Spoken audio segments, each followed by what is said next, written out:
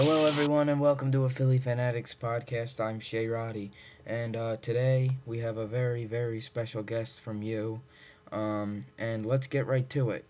Joining us now from Chavez Ravine, and the site of tonight's National League Championship Series, Game 1 between the Philadelphia Phillies and Los Angeles Dodgers. It is the voice of the Philadelphia Phillies, the play-by-play voice on WPHT, the Phillies Radio Network.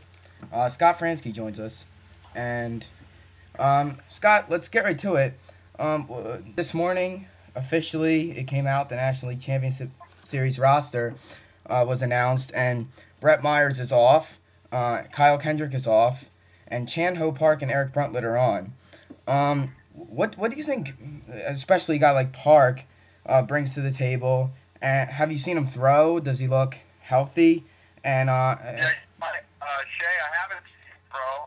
He's going in Florida, and but he is apparently healthy and 100% now and ready to go. And I think that's a big arm for the Phillies to get back out of their bullpen, because obviously it gives Charlie Manuel a lot more options in terms of mixing and matching. There may be a little bit of hesitation on his part, depending on the spot you bring him into.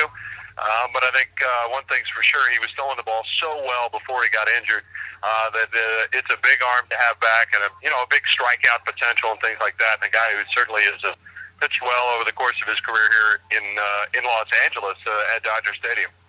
And then another guy who was on the National League Division Series roster and again on the NLCS roster is Antonio Bastardo. But Bastardo was a guy who 2 weeks ago was pitching in Instructional League Baseball. To the surprise of many people, he made it on the NLDS roster and pitched pretty well, especially he had a tough spot in Game 2 in Philly with the bases loaded, and he got through it. And did you see him as kind of wasted space on the roster, or can he contribute as a situational left-hander?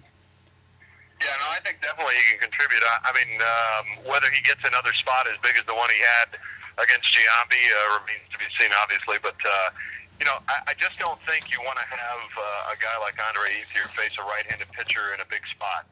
He is just so dangerous against righties, and he's such a different hitter against left-handed pitching that I think you kind of have to leave that extra lefty on the roster. In terms of, having that option for Charlie Manuel to go to him in the 7th inning if he has to, or even in the 6th inning if he has to, get an Ethier or Loney or somebody like that, a left-handed batter out in a big spot. The big question is whether or not he throws strikes when he gets that opportunity, because it's probably only going to be one or two batters at a time. One of your better calls of the year, I think, was just last the Game 4 of the National League Division Series, where Ryan Howard hit that ball, and it was just come from behind. What we saw from a lot from the team last year. Do you ever think you could give up on this team again after seeing something like that? No, I don't think you can. I mean, I think they're just too explosive. Sometimes all it takes is that one base hit to kind of get something started, and I know we saw in the last two games. Both Game 3 and Game 4, it was Jimmy Rollins who was the guy who got it started. And he's such an important part of making things happen, because when he gets aboard and when you have opportunities for the Utleys and Ryan Howards to drive in runs, it makes a big difference. That allows you to put a crooked number up real quick rather than a 1. In a particular inning. So it leads to a lot of big innings, and they can get shut down. They do strike out. They can get shut down for numerous innings at a time, but they always have that threat, whether it's early in the game or even late in the game, like we saw the other night, to put up a 3-spot or 4 or something like that. And so I don't think, because of their explosiveness, I don't think you ever count them out. I've got to ask you too about Harry, and this is the first time I think I've talked to you since Harry died back in April. And this is his favorite time of year. This is what he lived for. And can you talk a little bit about, what he's missing here and how you're sort of taking his role as the voice of the Phillies?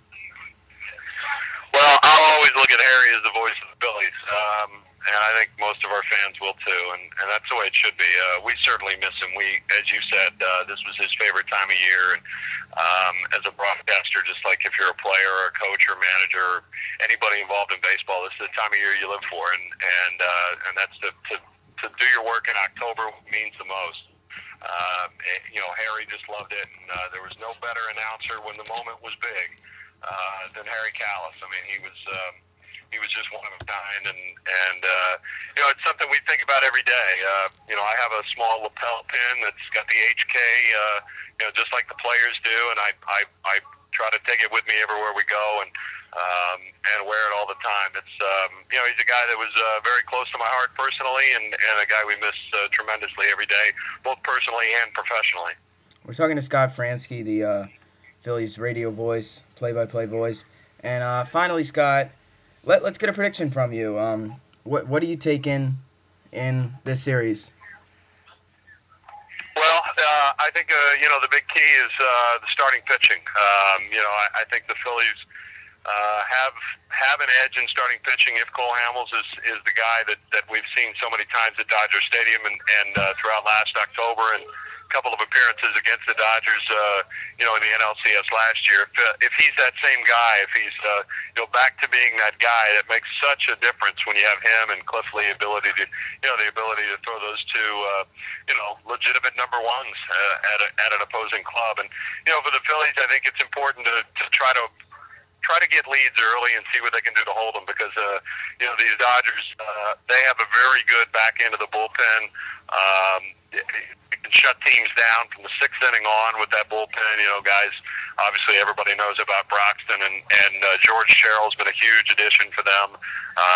But a guy like Belisario has pitched well. I mean, they've got some formidable arms that can come at you late in a ball game, and so I think it's important for the Phillies to try to have leads as they get into those late innings, and that means getting to work against these starters and getting to work early in ball games. So I think that's going to be a big key for the Phils. But again, I certainly wouldn't pick against them. That's for sure. It's going to be a challenge, but I wouldn't pick against the Phils coming away and getting a chance to defend their World Series title. Scott Franzke, thanks so much. You bet, Jay. Talk to you again soon. That is Scott Franzke, Phillies play-by-play broadcaster. He joined us just moments ago from Chavez Ravine, and we are just under an hour from first pitch in Los Angeles. So we will say goodbye for now, but enjoy the game, everyone. Thanks for listening.